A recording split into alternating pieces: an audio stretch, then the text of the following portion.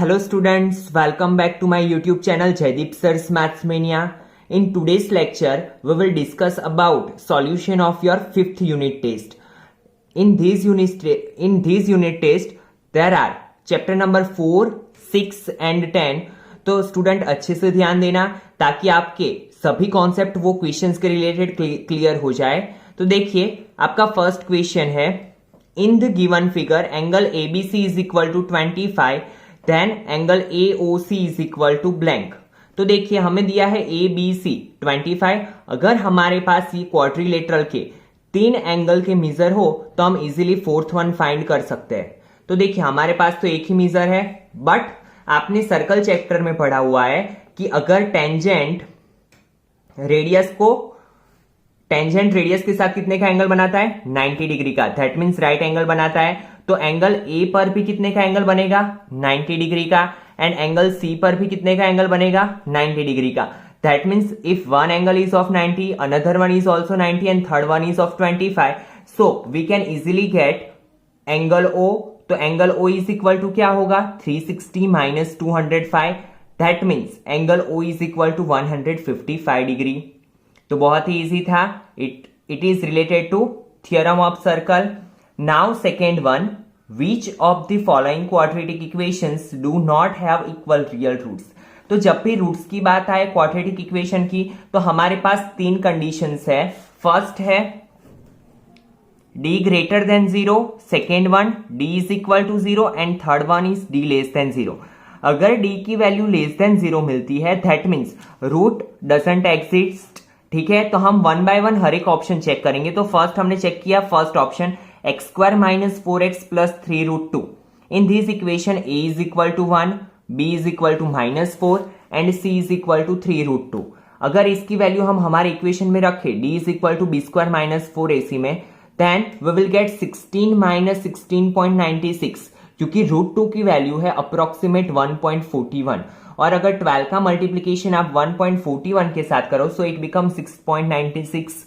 तो हमारा आंसर आएगा माइनस 0.96। दैट मीन्स क्या, d की वैल्यू क्या मिली, लेस देन 0। सो हम बोल सकते हैं कि so the roots are not real. ठीक है, so the roots are doesn't exist. तो हमारा ऑप्शन क्या आएगा, आंसर क्या आएगा, option A, x square minus 4x plus 3 root 2 is equal to 0।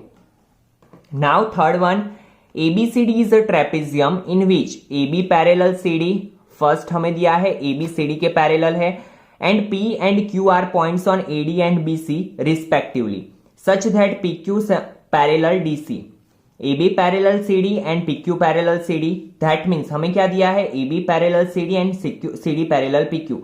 तो हम ये बोल सकते हैं कि AB parallel PQ, ठीक है, क्योंकि CD PQ को भी पैरेलल है एंड AB को भी पैरेलल है, so we can say that AB parallel PQ। Now if PD is equal to 18, BQ is equal to 35, QC is equal to 15, then find AD। हमें AD की value find करनी है। If we have value of AP, अगर हमारे पास AP की value हो जाए तो हम इजीली AD की वैल्यू फाइंड कर सकते हैं। ठीक है, तो ये कैसे फाइंड करेंगे, तो आपको पता है कि देखिए यहां पे ये ट्रेपेजियम की डायगोनल्स को हमने ज्वाइन किया तो हमारे पास 2 ट्राइंगल्स बन रहे हैं। First is ABD and another one is BDC। तो हम यहां पे क्या यूज करेंगे, थेल्स थियरम।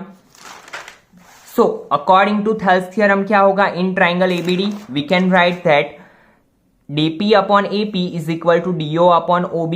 वैसे ही BOD में हम क्या लिख सकते हैं, BOC में क्या लिख सकते हैं, BO upon OD is equal to BQ upon QC। Now ये BO अपॉन OD की जगह पे हम क्या रख सकते हैं, AP upon PD।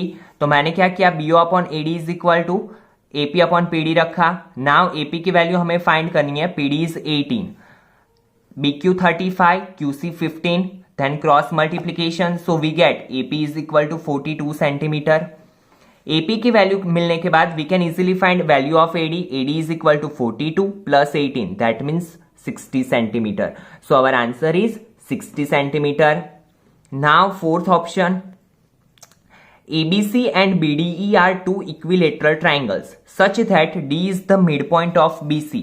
Ratio of areas of triangle ABC and BDE is हमें क्या फाइंड करना है, ratio of areas of triangle ABC and BDE. तो देखिए whenever two triangles are equilateral we can say that both the triangles are similar to each other, because equilateral का meaning क्या होता है, all the sides are equal.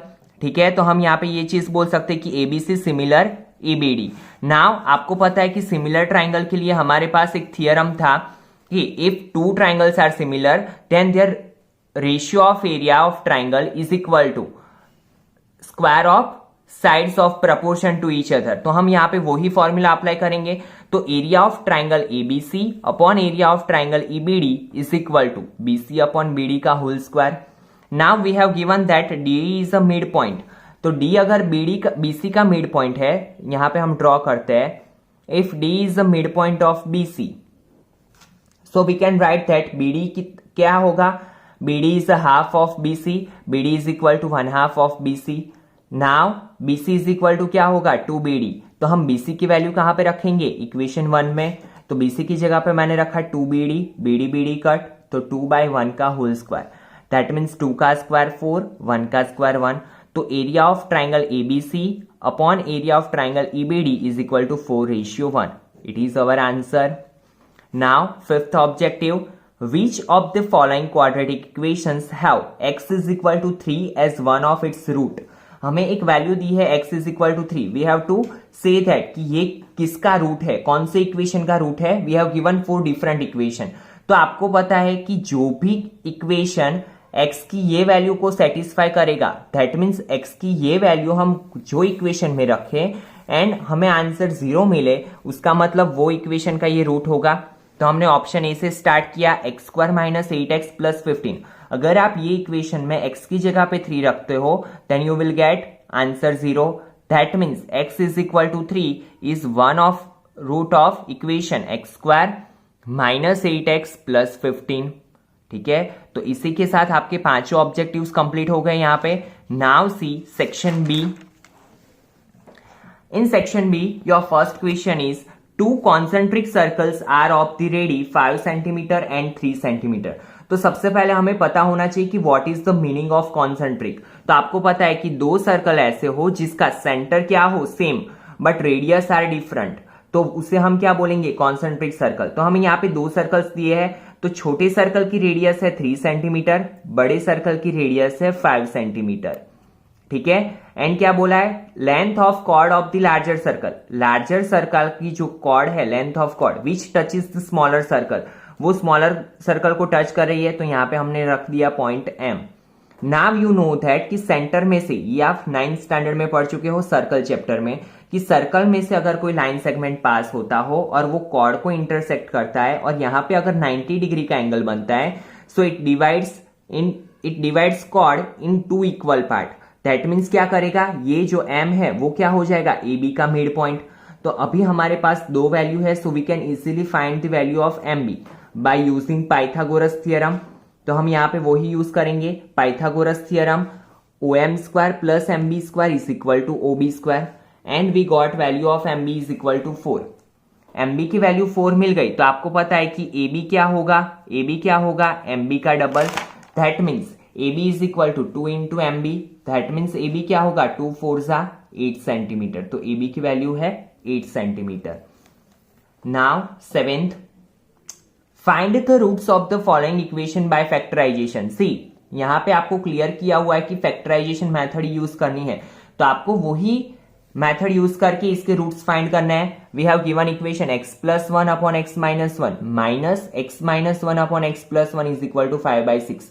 Now you know that कि whenever denominators are different तो हम क्या करते हैं, क्रॉस मल्टीप्लीकेशन, इसे एलसीएम भी बोलते हैं। तो x + 1 × x + 1 it become x + 1² minus x - 1 × x - 1 it become x - 1 whole square upon x - 1 × x + 1 is equal to 5/6।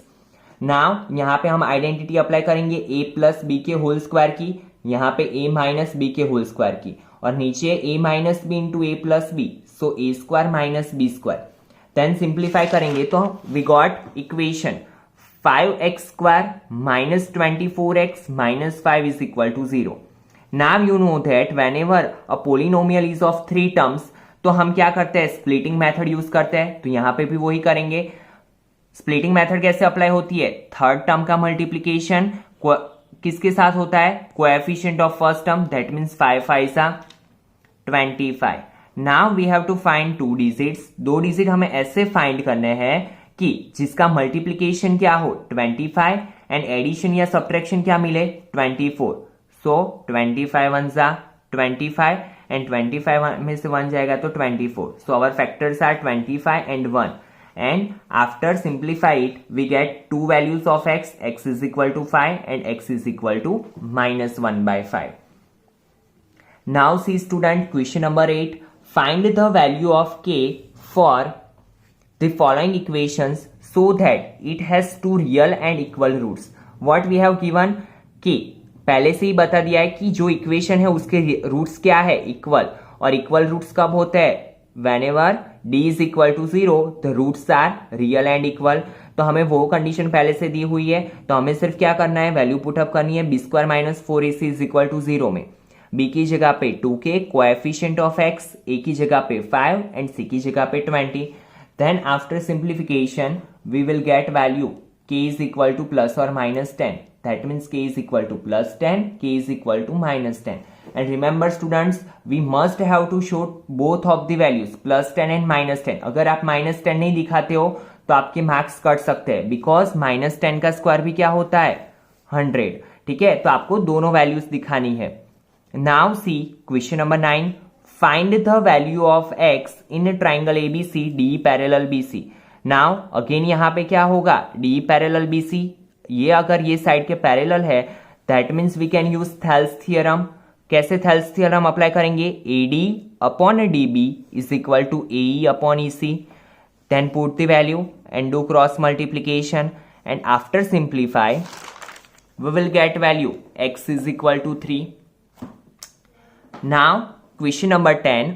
A girl of height 90 centimetre is walking away from the base of a lamp post at a speed of 1.2 metre per second. If the lamp is 3.6 meter above the ground, find the length of her shadow after 4 seconds. What we have to find? Length of shadow. That means यहाँ पे suppose एक lamp post है जिसकी height हमें दी है 3.6 metre. यहाँ से एक गर्ल चलती चलती, उसकी स्पीड भी हमें दी हुई है 1.2 मीटर पर सेकेंड. जा रही है, कितने सेकेंड तक गई? 4 सेकेंड तक. तो हमें ये डिस्टेंस फाइंड करना पड़ेगा. तो ये डिस्टेंस फाइंड करने के लिए हमारे पास इक्वेशन है distance is equal to speed multiply time. तो स्पीड क्या है गर्ल की? 1.4 एंड टाइम क्या है? 4 second. So BD is equal to 4.8 metre. We got this distance 4.8. Now girl की हाइट दी है हमें सेंटीमीटर में and all the values are in metre. तो हमने क्या किया? इसे भी कन्वर्ट कर लिया 0.9 metre. Now see student, if you observe the figure, then you can see that here it makes 2 triangle. First is ABE and another one is triangle CDE. Now see in both the triangles, angle B and D are right angle. E is a common angle, and you know that if two angles are equal in triangle, that means according to A similarity, both the triangles are similar to each other. That means BE upon DE is equal to AB upon CD. Now put the value. B की जगह पे क्या लिख सकते हैं हम?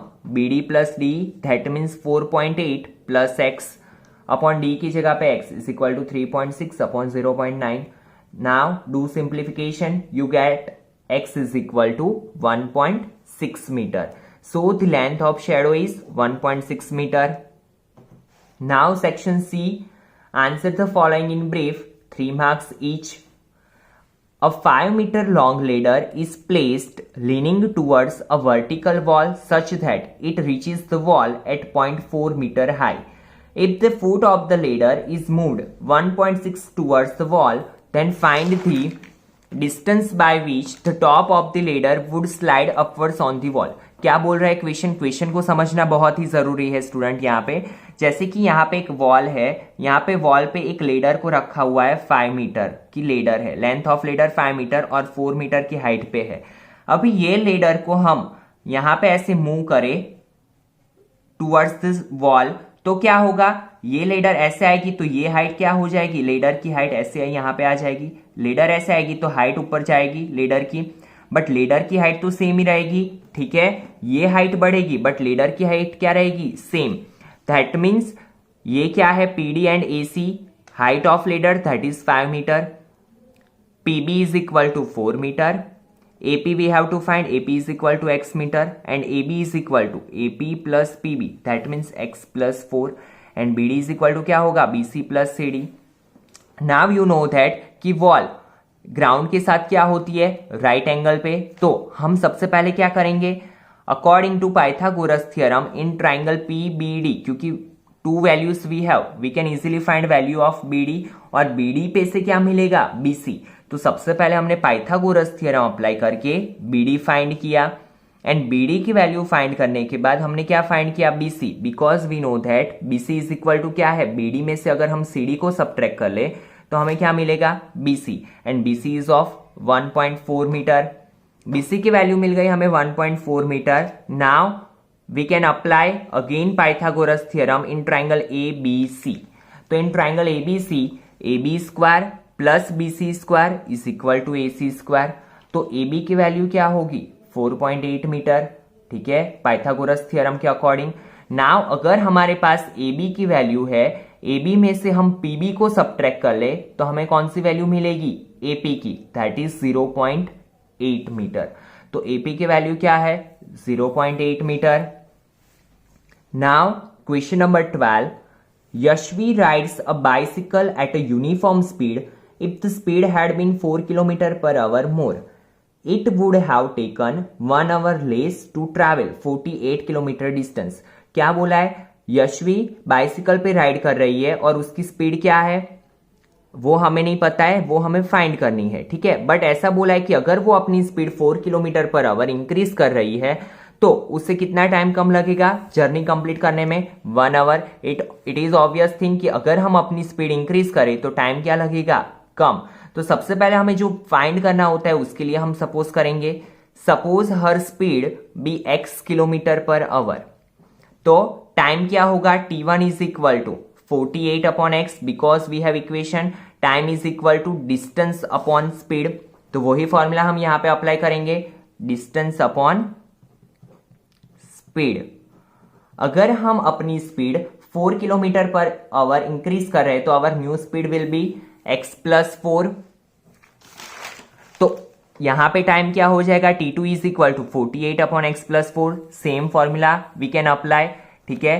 तो if speed increases then time taken for journey is less by 1 hour. अगर हम अपनी स्पीड इंक्रीज कर रहे हैं तो टाइम क्या लग रहा है, कम लग रहा है, ठीक है। कितना, 1 आवर, पहले से 1 आवर कम लग रहा है। दैट मीन्स t2 का जो टाइम होगा वो t1 से कितना होगा, -1। नाउ t1 को इस साइड ले लो तो t2 minus t1 is equal to 1। Now put the value and do simplification, ठीक है। और अगर स्टूडेंट आपको इसे अच्छे से समझ ना हो और अगर आप मेरी चैनल पे न्यू हो तो आप ये चैनल को सब्सक्राइब कर लो। इसमें मैंने हर एक चैप्टर को डीपली एक्सप्लेन किया हुआ है और आपको पूरा 10th का NCERT सिलेबस मिल जाएगा। तो इसे सब्सक्राइब करना ना भूले, ठीक है, ताकि आपको हर एक वीडियो मिल जाए chapter wise. Now C section D, answer the following each of 4 marks. See student, ये जो क्वेश्चन है वो आपके आउटसाइड टेक्स्ट बुक है, ठीक है, बट क्वेश्चन को देखकर कभी भी नहीं डरना है। जब भी प्रूव दैट वाले क्वेश्चंस होते हैं तो उसका एक बेनिफिट भी होता है कि अगर आप given, to prove and figure लिख लो, ठीक है, तो भी आपको 2 मार्क्स मिल जाएंगे। तो आपको कुछ भी आए ना आए, गिवन एंड टू प्रूव को तो लिख के ही आना है। वो कैसे लिखा जाता है वो तो हम क्वेश्चन पे ही लिखेंगे, क्वेश्चन से ही लिखेंगे। See what we have given in the given figure, OB is perpendicular bisector of line segment DE। OB क्या है, DE का बाइसेक्टर, दैट मीन्स वो DE को 2 इक्वल पार्ट में डिवाइड करेगा। दैट मीन्स क्या होगा, DB is equal to BE। FA perpendicular OB, यहां पे 90 डिग्री का एंगल बन रहा है and FA intersect OB at the point C, ठीक है। और यहां पे तो पहले से ही बोला है परपेंडिकुलर बाइसेक्टर, अगेन यहां पे 90 का एंगल। तो जो हमें चीज यहां तक दी हुई है वो हमने गिवन में लिख लिया। नाउ टू प्रूव, तो हमें प्रूव क्या करना है, ये चीज। अगर हम ये ऑब्जर्व करें कि यहां पे हमें क्या चाहिए, OA, OB एंड OC, तो इसके अलावा का हम सब कुछ हटा देंगे, ठीक है। तो कैसे करेंगे, तो देखिए यहां पे हम फिगर पे से क्लियरली देख सकते हैं अपर साइड में 2 ट्राइंगल्स बन रहा है, OAF and second one is OBD। तो अगर हम ये दो ट्राइंगल ले तो हमें OA भी मिलेगा एंड OB भी मिलेगा, तो हम वही करेंगे। तो देखिए अगर हम यहाँ पे दो ट्राइंगल लेते हैं तो in both the triangles A is equal to right angle and B is also right angle, so we can say that A is equal to B and दोनों ट्राइंगल का एक कॉमन एंगल है O, तो we can say that according to AA similarity triangle OAF similar triangle OBD, and we know that if two triangles are similar then their corresponding sides are proportional to each other. That means we can say that OA upon OB is equal to AF upon BD. ठीक है, now एक चीज तो complete हो गई हमारी। अभी अगर हम ऑब्जर्व करें तो यहाँ पे और दो ट्राइंगल्स बन रहे हैं, one is AFC, another one is CBE, तो हम ये दो ट्राइंगल का यूज करेंगे। तो अगर आप ये दो ट्राइंगल को देखो तो आप 9th में ये बहुत ही बार पढ़ चुके हो कि in two triangles vertically opposite angles are equal, that means ACF is equal to BCE because vertically opposite angle, and AFC is equal to CEB because alternate angle, क्योंकि अल्टरनेट एंगल में क्या बनता है, Z बनता है।